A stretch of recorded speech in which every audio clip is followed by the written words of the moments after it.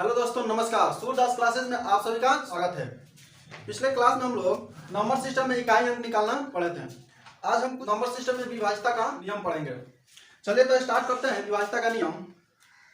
सबसे पहले दो की विभाज्यता का नियम क्या कहता है। यदि कोई संख्या दिया गया है और उसका इकाई अंक 0, 2, 4, 6, 8 हो तो वह संख्या 2 से विभाजित होगी। जैसे में 72,540, इसका इकाई अंक 0 है, ये 2 से विभाजित होगी। 24,528, ये भी 2 से विभाजित होगी। जिसका इकाई अंक 0, 2, 4, 6 और 8 है वो संख्या 2 से विभाजित होगी। इसके बाद हम लोग 4 की विभाज्यता का नियम पढ़ते हैं। 4 का विभाज्यता का नियम कहता है कि यदि कोई संख्या दिया गया है और उसका दहाई और इकाई का अंक यदि 4 से विभाजित हो तो संख्या 4 से विभाजित होगी। जैसे में 42,424, इसमें दहाई और इकाई का 2 अंक यदि 4 से विभाजित होगा तो ये जो संख्या दिया गया है ये पूरी संख्या 4 से भी विभाजित होगी। जैसे में 24 अगर 4 से विभाजित हो जाए, 4 6 24, यानी दहाई और इकाई का अंक 4 से विभाजित हो गया तो ये पूरा संख्या हमारा 4 से विभाजित होगी। 8 का विभाज्यता का नियम पर आते हैं। 8 का विभाज्यता का नियम क्या कहता है। यदि कोई संख्या दिया गया है और उसका सैकड़ा दहाई और इकाई का अंक यदि 8 से कटे तो वह दी गई संख्या भी 8 से कटेगी। जैसे में 42,328, सैकड़ा दहाई और इकाई यदि ये 3 अंक हमारा 8 से विभाजित होता है, यदि 8 से कट जाता है तो ये हमारी जो संख्या दी गई है ये भी 8 से पूरा कटेगा। जैसे में 8 चौका 32 और 8 एकम 8, यानी ये संख्या 8 से कट गई तो ये दी गई संख्या भी 8 से कटेगी। इसके बाद आते हैं 3 के विभाज्यता का नियम क्या कहता है। 3 का विभाज्यता का नियम यह कहता है कि कोई संख्या दिया गया है और उन संख्याओं का योग यदि 3 से कटे तो दी गई संख्या भी 3 से कटेगी। जैसे में 32,425, इन संख्याओं का योग, इन सभी संख्याओं को जोड़ेंगे। जोड़ने के बाद यदि ये पूरी संख्या जोड़ने के बाद अगर 3 से कट जाए तो ये हमारी संख्या भी 3 से कटेगी। चलिए देखते हैं। 5 2 7 और 7 4 11, 11 और 2 13 और 3 16, ये संख्या 3 से नहीं कटेगी, 16। इसीलिए ये दी गई संख्या भी हमारा 3 से विभाजित नहीं होगी। यदि 5 की जगह हमारा 4 दे दिया होता तो 4 और 2 6, 6 और 4 10 और 10 2 12 और 3 15, 15 3 से कट जाएगा तो ये हमारी दी हुई संख्या भी 3 से कटेगी। 9 की विभाज्यता का नियम पर आते हैं।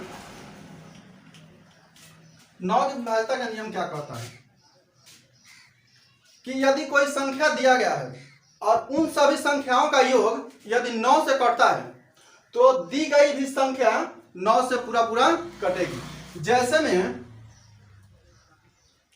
15,723, देखते हैं इसको जोड़कर कि ये 9 से कटे कि नहीं। 1 और 5 6, 6 और 7 13, 13 2 15 और 15 3 18, 18 9 से विभाजित हो जाएगी। इसका मतलब ये संख्या भी 9 से कटेगी। 9 के बाद आते हैं हम लोग 5 की विभाज्यता का नियम क्या कहता है। यदि दी गई संख्या का इकाई अंक 0 या 5 हो तो वह संख्या 5 से कटेगी। जैसे में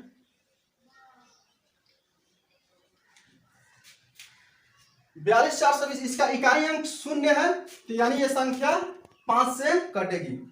एक और एग्जांपल लेते हैं। 52,525, इसका इकाई अंक 5 है तो ये भी हमारा 5 से विभाजित होगी, क्योंकि 5 की विभाज्यता का नियम यही कहता है कि यदि इकाई अंक 0 या 5 हो तो हमारा संख्या 5 से कटेगी। चलिए अब 11 की व्यवस्था का नियम पढ़ते हैं। 11 की व्यवस्था का नियम क्या कहता है। मान लीजिए कि कोई संख्या दिया गया है,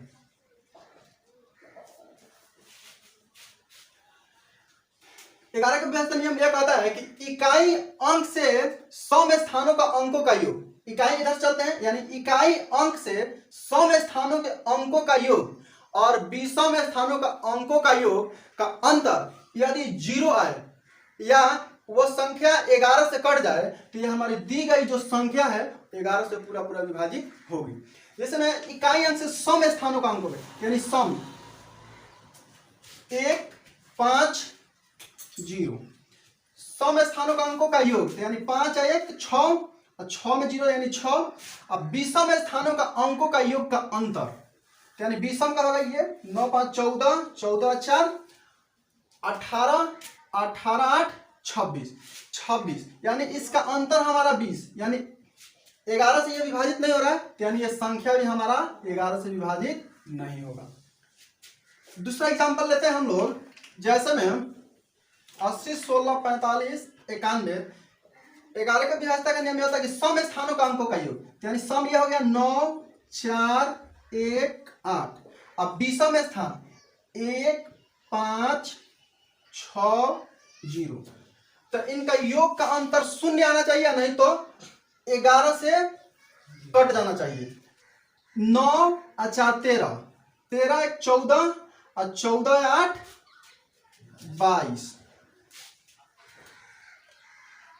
1 5 6 और 6 12 और 12 0 यानी 12, तो इसका अंतर कितना आया हमारा 10।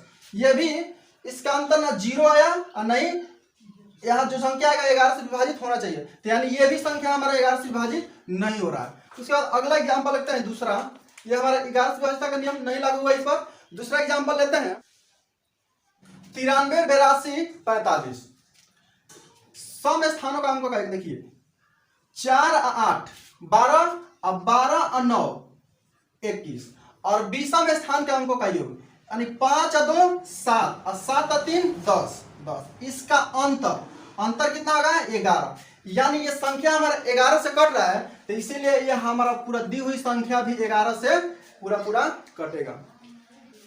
इसके बाद हम लोग आते हैं 6 की विभाज्यता का नियम क्या कहता है। 6 के विभाज्यता का नियम देखिए, 6 की विभाज्यता का नियम पढ़ेंगे तो इसी से रिलेटेड हमारा 12 का विभाज्यता का नियम, 18 का भी, 99 का भी, 33 का भी, जितना भी आ जाएगा 7 को छोड़कर जितना भी विभाज्यता का नियम आ जाएगा, इससे इस 6 के विभाज्यता का नियम पढ़ेंगे, इसी से रिलेटेड है सब।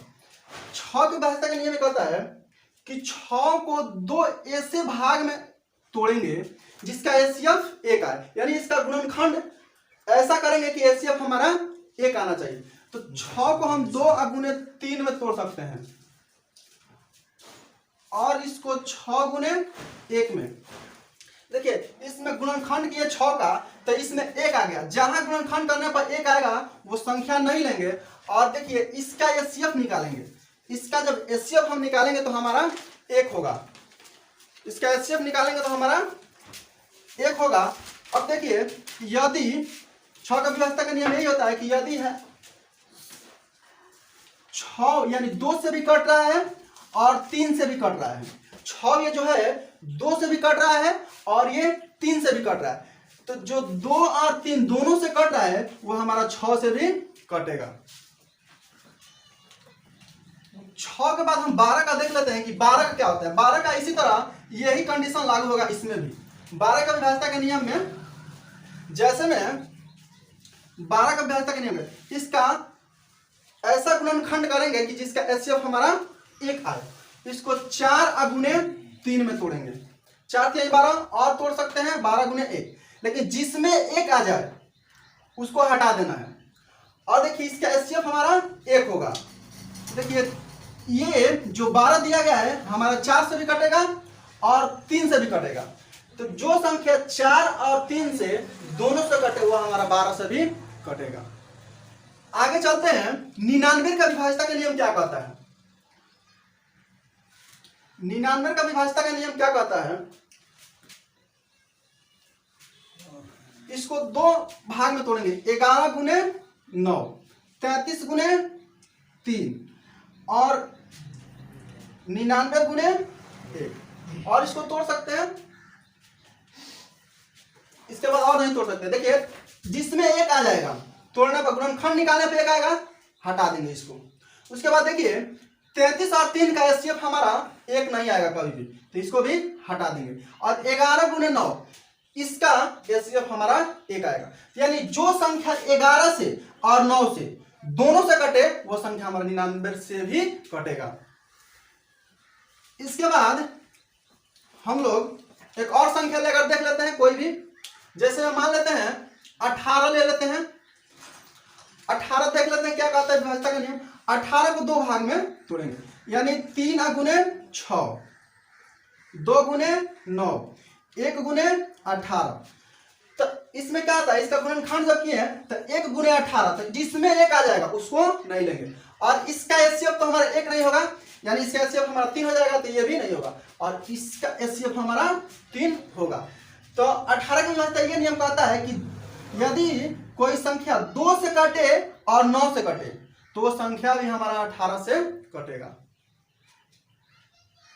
इसी के साथ आज रहने देते हैं, अगले क्लास में फिर मिलेंगे। जय हिंद दोस्तों। सबसे बड़ी बात है कि चैनल को सब्सक्राइब और शेयर कीजिए।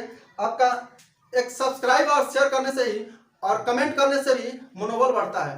इसी के साथ धन्यवाद।